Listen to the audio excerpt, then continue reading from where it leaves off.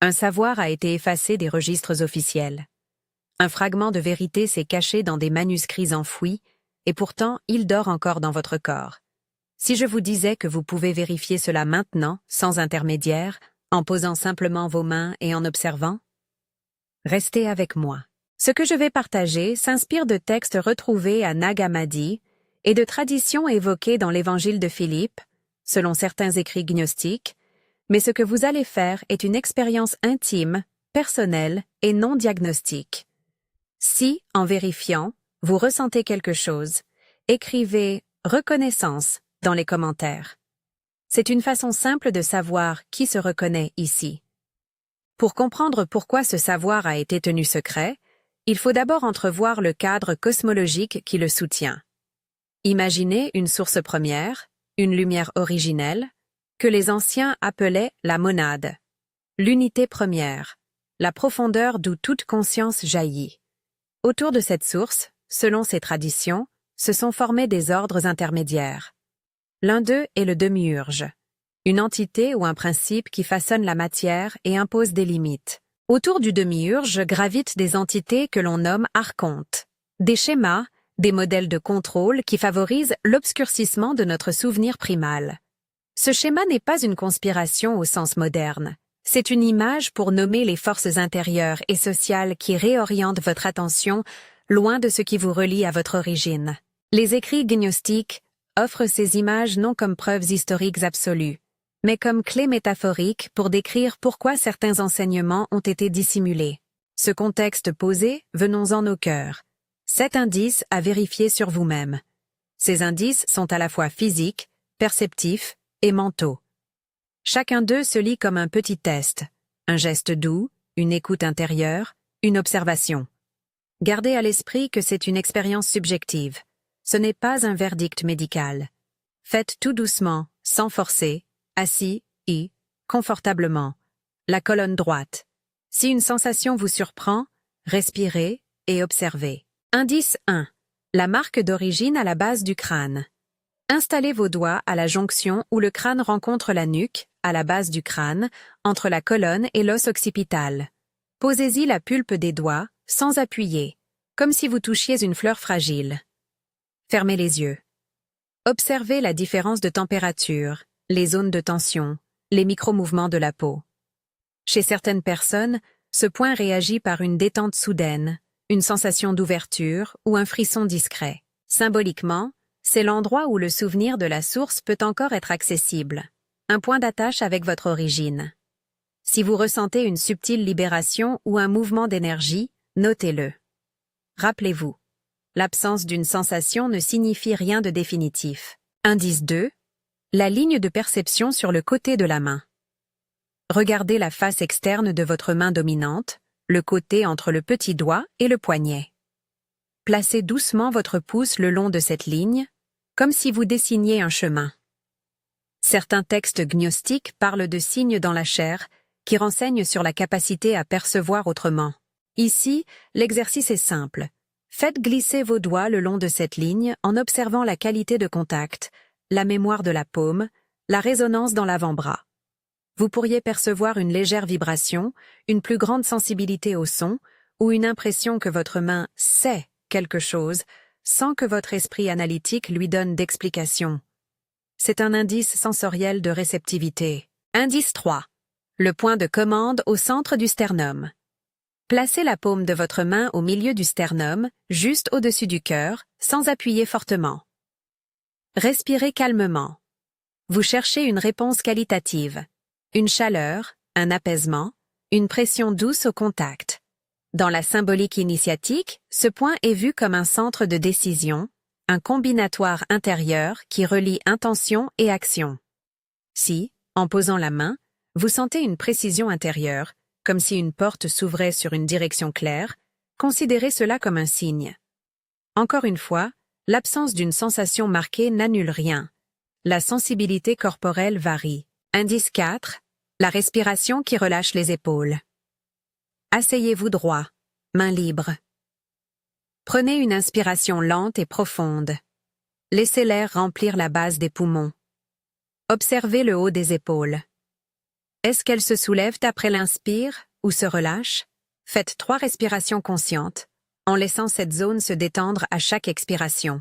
Pour beaucoup, l'ouverture du 3e œil se traduit par une respiration qui devient plus ample et moins contraignante, comme si la cage thoracique retrouvait de l'espace. Si vos épaules s'allègent et que vous sentez un espace nouveau autour de la gorge et du front, retenez cela comme un indice corporel de libération. Indice 5. La clarté soudaine ou la chaleur localisée sous la pression. Lors des gestes précédents, base du crâne, paume sur le sternum, doigt le long du côté de la main, exercez une légère pression consciente, attentive. Parfois, au moment précis du contact, des personnes rapportent une clarté mentale immédiate. Une image, un court souvenir, un nom qui surgit, ou une sensation de chaleur ponctuelle et localisée. Ce phénomène n'est pas miraculeux dans le sens de promesse absolue. Il peut cependant être interprété comme une résonance énergétique entre le geste et une mémoire profonde. Si vous vivez ce flash, accueillez-le sans tenter de le forcer ou de l'analyser immédiatement. Notez-le, laissez-le s'évanouir, puis revenez à la respiration. Indice 6. Le sentiment récurrent d'étrangeté au monde. Cet indice est moins tactile et plus existentiel. Demandez-vous honnêtement, avez-vous eu, à plusieurs moments de votre vie, la sensation d'être différent, d'observer la vie extérieure comme si elle était légèrement décalée? Beaucoup de personnes qualifiées de pneumatikoa, dans le langage des textes gnostiques, décrivent une impression récurrente d'être en décalage, une étrangeté douce qui traverse les choix, les relations ou les institutions. Ce sentiment peut être mélancolique parfois, mais il est aussi le signe d'une mémoire qui refuse la simple conformité. Si cette sensation vous est familière, considérez-la comme un indice durable. La conscience s'interroge, elle n'est pas entièrement domestiquée. Indice 7. L'apparition immédiate de pensées saboteuses après la vérification. C'est peut-être l'indice le plus significatif et le plus surprenant. Après une tentative de vérification, après avoir touché la base du crâne, effleuré le côté de la main, posé la paume sur le sternum, une salve de pensées critiques, moqueuses ou réductrices peut surgir. Elles prennent souvent la forme de jugement. C'est dans votre tête, vous vous faites des idées, vous êtes naïf. Dans le vocabulaire gnostique, on appelle ces impulsions des pensées des archontes, des schémas mentaux qui cherchent à ramener la conscience à ce qui divise et à dissoudre l'élan de souvenir. Observez-les. Ne vous battez pas avec elles. Donnez-leur un nom, comme doute archontique, puis revenez à la respiration et au toucher. Leur précipitation même peut être prise comme une preuve indirecte que quelque chose a été touché. À chaque indice, prenez le temps de noter intérieurement sensation, intensité, couleur émotionnelle. Faites ces vérifications dans un ordre naturel pour vous. Il est utile d'alterner l'observation passive et l'action douce. Toucher, respirer, observer. N'acceptez pas l'idée que tout doit se produire dramatiquement. Les signes peuvent être subtils, fragmentaires, intermittents. Ils peuvent aussi n'apparaître que plus tard, dans la journée, sous la forme d'une image ou d'un sentiment qui surgit quand vous moins vous y attendez. Vous pouvez rencontrer une résistance mentale forte. C'est normal. Les mécanismes de défense ne cherchent pas seulement à vous arrêter. Ils cherchent à maintenir une économie psychique et sociale qui fut structurée pendant des générations. Lorsque la pensée saboteuse arrive, adoptez une stratégie simple et humble. Observez sans juger, labelisez la pensée, par exemple voix du doute, et revenez à la respiration. Ne cherchez pas à forcer une preuve. Laissez la sensation évoluer. En faisant cela, vous apprenez à désamorcer l'agitation et à écouter ce qui subsiste quand la turbulence s'apaise. Maintenant, je vous propose une courte pratique d'activation. Ce rituel est destiné à vous permettre d'ancrer l'expérience, pas à garantir des résultats. Posture, assis, dos droit, pieds à plat, mains propres et chaudes. Temps, 5 minutes environ. Intensité, douce.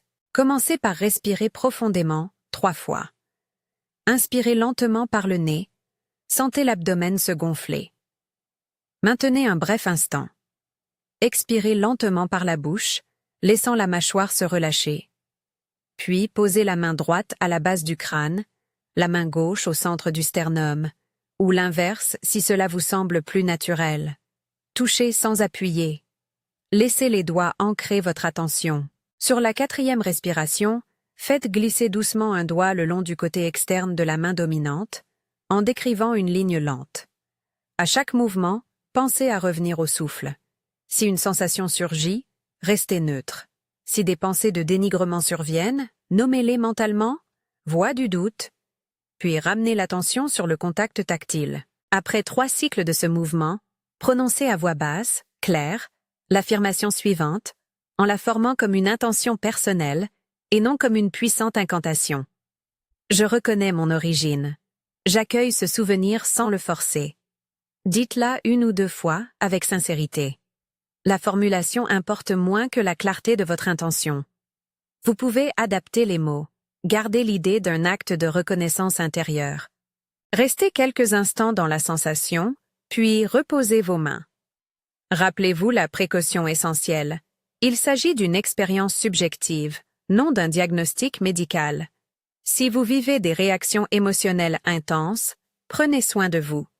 Revenez à un environnement serein, buvez de l'eau, marchez lentement. Si vous avez des préoccupations de santé, adressez-vous à un professionnel compétent. Cette pratique vise à affiner votre écoute intérieure, pas à remplacer un suivi médical ou psychologique. Il est utile de noter ce que vous découvrez. Tenez un petit carnet. Date, circonstances, indices perçus, pensées survenues. Avec le temps, vous dessinerez votre propre cartographie intérieure. Certains trouveront les signes très nets dès la première tentative. D'autres les verront émerger graduellement. Tout cela est conforme aux anciennes métaphores. La mémoire, anamnésis, se rappelle en fragments, par éclairs, par texture. Au-delà de l'expérience individuelle, il y a des implications sociales et spirituelles à considérer. Reconnaître en soi une mémoire d'origine ne signifie pas instantanément se détacher du monde ou condamner des institutions. Pour beaucoup, cela devient au contraire une responsabilité. Vivre avec plus d'authenticité, chercher des connexions vraies, et parfois accepter la solitude que peut provoquer une conscience différente.